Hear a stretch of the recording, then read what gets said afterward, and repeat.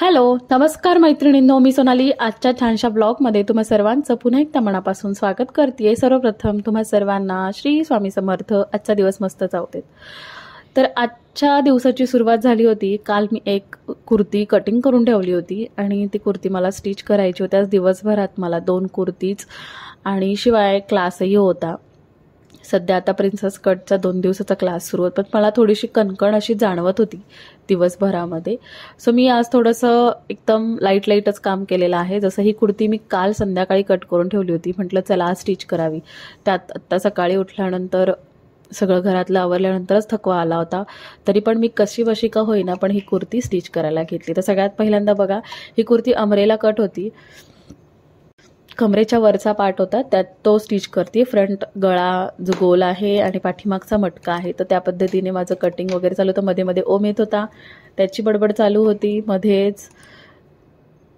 त्याला आज सुट्टी होती शनिवार असल्यामुळे। सो बघा, इथे त्यांनी काहीतरी गॅलरीमधून 2 बॉक्स आणलेत पार्सल आलेले, आणि ते पार्सलच्या बॉक्स बरोबर काहीतरी खेळत बसला होता। तर बघा, इथे मी पाठीमागच्या साईडला टेबलवरती अजून 2 कुर्ती काढून ठेवलेले आहेत, फॅब्रिक काढून ठेवलेत ते करायचं म्हणून।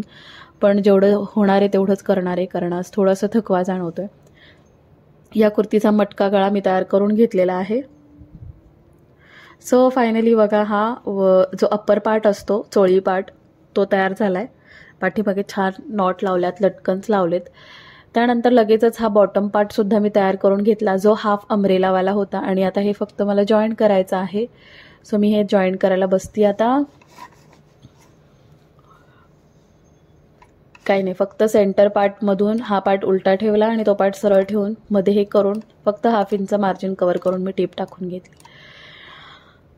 टीप टाकून झाल्यानंतर विचार केला की लगेचच आपण ह्याला ओव्हरलॉक करून घ्यावं। तर मागे फॉल पिकोचं मशीन मी ओपनच ठेवलेलं आहे, कारण कधीही वेळेला काढायला गरजेचं पडतं, फक्त पिन बदलायची अशा पद्धतीने। आणि टेबल मी असा ठेवलाय आणि बसतेही मी मध्ये जाऊन, तर का तर बऱ्याचदा मी तुम्हाला सांगितलंय की मी उत्तरेच्या बाजूला तोंड करून मी काम करते। शुभ असतं म्हणतात, व्यवसाय जेव्हा आपण करतो तेव्हा उत्तरेकडे तोंड करून कामं करावी व्यवसायातली। सो माझं मशीन असं मी ठेवलेलं आहे जिथे माझं तोंड उत्तरेकडे होईल। शिवाय मी माझं कबड पण असं बनवलेलं आहे की ज्या कबडचं तोंड उत्तरेकडे होईल। आणि शिवाय मी जेव्हा आता कटिंग करते तेव्हा सुद्धा मी टेबल असा सरकवून घेतला। पूर्व पश्चिमही असतो, पण जेव्हा क्लासेस असतात तेव्हा टेबलमध्ये घेते मी। सो आज कटिंगचा पार्ट आहे त्याच्यामुळे टेबल मी मध्ये घेतलेला आहे, जेणेकरून क्लासच्या वेळेस फार वेळ जात नाही मग माझा, आणि मग इकडे तिकडे सरकवण्यातच खूप वेळ जातो बऱ्याचदा। सो ही घरची कामं पण असतात, स्टिचिंगची कामं पण असतात आणि प्लस क्लासेस, त्यामुळे मग अशा काही गोष्टी मॅनेज कराव्या लागतात। सो लागलीच मी इथे साईड बाय साईड ह्या मशीनवरती ओव्हरलॉक करून घेतलं, कारण सॅटिनचं अस्तर वापरलं होतं। सॅटिनच्या अस्तरचे खूप दोरे निघतात, तर हीच मशीन मी नेहमी ओव्हरलॉक करण्यासाठी वापरते। सो बाकीच्या पार्टला मी आधी ओव्हरलॉक करून घेतलं होतं, कमरेच्या पार्टलाच राहिलं होतं, तर ते पण मी इथे लगेच ओव्हरलॉक करून घेतला आणि दोरे एक्स्ट्राचे कट केले। सो फायनल लुक बघा, ह्या कुर्तीचा खूप सुंदर झालेला आहे फायनल लुक। आणि ह्याची उंची जी आहे ते 45 इंच वगैरे होती, आणि माप जे आहे ते मे बी 34 वगैरे असेल। तर आत्ता हे जे मी इस्त्री करून स्टिच केलेलं आहे, त्यामुळे याची घडी वगैरे मोडू नये म्हणून मी लागलीच इथे व्यवस्थित घडी करून ठेवून देते। ह्याला फक्त शोल्डरला मी जे टच बटन लावलेले आहे पट्टी, तेवढंच हे करायचं आहे, अदरवाईज बाकी काही हात शिलाई वगैरे काही नाही आहे। सो मी लगेचच हे ठेवून दिलं आणि त्यानंतर इथलं आवरून घेतलं, कारण ह्याचं फॅब्रिक वगैरे खाली पडलेलं होतं आणि जे इतके भयंकर दोरे आणि जे नेटचं फॅब्रिक होतं ते खूप असं अंगाला टोचायला लागलं होतं मला। सो मी नंतर लगेचच कपडे सुद्धा चेंज करून घेतले, ॲटलिस्ट पॅन्ट तरी बदलली, कारण जेव्हा आपण कटिंग करतो मशीनवर बसलेलो असतो तेव्हा बऱ्याचदा जे छोटे छोटे कटिंगचे पार्ट्स ते अंगावरती पडतात। नंतर ओमनी मला इथे एक पार्सल आलं होतं, जे मला त्यांनी आणून दिलं होतं, मशीनवर ठेवलं होतं। सो मी म्हटलं चला आता व्हिडिओ चालूच आहे तर तुम्हालाही दाखवूया काय आलंय ते। तर हे मी पार्सल फोडते आणि अरे वा, ह्यामध्ये मला साडी रिसीव्ह झालेली आहे। त्याच्यावरती काही नाही आहे, शॅडो फ्लेक्सवरून आलेली आहे साडी। सो एक सिंपल साडी होती, डेली वेअर सारखी, छान होती। रेड कलरची साडी आहे, व्हाईट कलरचे त्यामध्ये बांधणीचा पॅटर्न आहे आणि गोल्डन कलरची लेस आहे। सो बघूया, यावरती मी एक व्हाईट कलरचा ब्लाऊज शिवेल आणि त्याचं कटिंग स्टिचिंगसुद्धा मी तुमच्यासोबत शेअर करेल। सो विचार करते मी होळीलाच नेसेल ही साडी, पण मला व्हाईट कलरचं फॅब्रिक जसं पाहिजे तसं मिळालं पाहिजे ह्या हिशोबाने। सो माझं दुपारचं पहिलं ती कुर्ती झाल्यानंतर मला थोडा कंटाळा आला. मग ओम माझ्या मागे बडबड करत होता की सॅटर्डे संडे तो घरी असला की त्याला वाटतं आई बाबांनी मला वेळ द्यावा. तर मग तो माझ्या मागे लागला, तर आई चेस खेळ माझ्याबरोबर. सो म्हटलं चला तुझ्याबरोबर मी आता चेस खेळते. मला थोडा कंटाळाही आला होता, पण जेवण वगैरे झाल्यानंतर आम्ही दोघंजण चेस खेळायला बसलो. आमचे 2 डाव झाले आणि त्यानंतर म्हटलं चला आता रेस्ट करावी थोडीशी, म्हणून मग मी रेस्ट केली. हरवून दाखवतो. हो का रे? पण त्यांनी काय वॉल तयार केली. वॉल आता हलताच येत नाही, त्याला मागच्या कवड्या काढायला लागतात. मी सगळीकडे डोळे ठेवून बसली. तू बघस. अरे बघते ना मी. ठीक आहे, चालू दे मग. 2 कसे चालतात? अरे.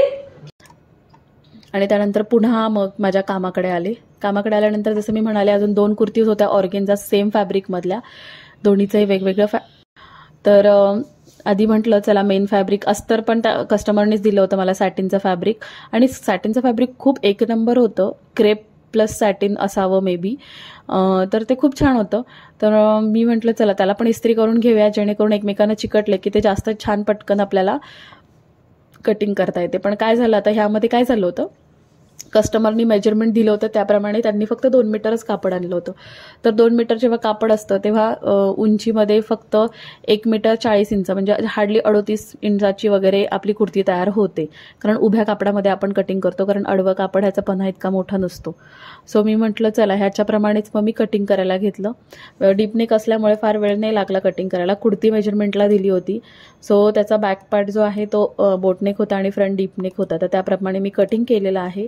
फक्त उंचीमध्ये थोडासा डिफरन्स येणार हे माहिती होतं, सो मी कस्टमरला तसं क्लिअर केलेलं. पहिली कुर्ती कट करून ठेवली, सेकंड कुर्ती घेतली कटिंग करायला. पण ह्या कुर्तीचं काय होतं, मेजरमेंट इतके डिफरन्स होते की काही बोलायला सोय नाही. सो त्यानंतर मग मी काय केलं, शेवटी ह्याला पण इस्त्री करून घेतली. म्हटलं दोन्ही कुर्ती एकत्र कट करून ठेवावी, म्हणजे स्टिच करायला मशीनवरती बसलं तर सारखं सारखं उठायची गरज नाही, फटाफट एकाच वेळेस दोन्ही कुर्ती स्टिच होतील. या हिशोबाने मी दोन्ही कुर्ती कट करायला घेतल्या. आणि मग इस्त्री गरम होती, सो लागलीच मग मी ते पण फॅब्रिक होतं जे ती कुर्ती शिवली होती. म्हटलं आता इस्त्री गरम आहे, तर सॅटिन फॅब्रिकला मी बॉटमला फोल्ड दिला होता, तर त्याला थोडेसे घोळ आला होता जसं येतोच. तर मग मी म्हटलं त्याला इस्त्री करून ठेवून द्यावं, म्हणजे परत ही कुर्ती काढावी नाही लागणार. सो परत ही कुर्ती मी फोल्ड करून ठेवून दिली, म्हणजे हातशिलाईच्या वेळेस मला काही नाही, शोल्डर ओपन करायचे आणि तेवढीच हातशिलाई वगैरे करायची बस. सो फायनली हे झालं आहे माझं काम. आता मी घेते लास्ट कुर्ती कटिंगला. कुर्ती कटिंग करता करता पडला होता अंधार. मला वाटते 7-7:30, मला कळालंच नाही किती वाजलेत ते. तर मला असं वाटलं बाहेर बघितल्यानंतर अरे अंधार पडला आता, मग आता काय करायचं. असं म्हटलं चला पटकन आपण स्वयंपाकाला लागूयात, कारण जेव्हा बरोबर अंधार पडायला लागतो तेव्हा पावलं बरोबर किचनकडे वळतात आपली. चहा झाला होता माझा, हे घरी होते त्यामुळे हे घरी असल्यानंतर मी काम करत असले तर मस्त मला आयता चहा मिळतो, हे तुम्हाला सगळ्यांना माहितीच ऑलमोस्ट. सो चहा झाला होता, म्हटलं आता स्वयंपाकाची तयारी करूया. सो मी फटाफट जाऊन स्वयंपाक करून घेतला आणि फायनली आम्ही 8-8:30 वाजता जेवायला बसलो. म्हटलं ना मी तुम्हाला, मला थोडा थकवा जाणवत होता आणि शेवटी फायनली मला कणकण आल्यासारखं झालंच होतं. सो मी एकदम शॉर्टकट मारला स्वयंपाकामध्ये, म्हणजे पिठलं आणि चपाती केली फक्त. आणि त्यात माझ्या सोसायटीमधल्या मैत्रिणींनी मला दम आलूची जी भाजी आहे ती आणून दिली. ती ओमनीच घेतली, ओमला भयंकर आवडली आणि खरंच ॲक्च्युली खूप छान झाली होती ती भाजी. त्या भाजीमुळे थोडंसं धोट्याला चव पण आली, कारण आज मी पिठलं चपातीचा बेत केला होता की जो मला बिलकुल आवडत नाही, यांना आवडतो, हे खूप मनापासून खातात. सो चला असो, प्रत्येकाच्या आवडीनिवडी वेगळ्या असतात. तर आजचा व्लॉग मी इथेच थांबवते. कसा वाटला सांगा कमेंट करून. आवडला असेल तर लाईक शेअर करा आणि आपल्या चॅनलवर नवीन असेल तर चॅनलला सबस्क्राईब करायला विसरू नका. हे असतं माझं दिवसभराचं रुटीन. अजून खूप सारं दिवसभराचं रुटीन मला तुमच्याशी शेअर करायचं. सो स्टे कनेक्टेड आणि नक्की सबस्क्राईब करा. चलो बाय बाय. पुढच्या व्लॉगमध्ये लवकर भेटू आपण.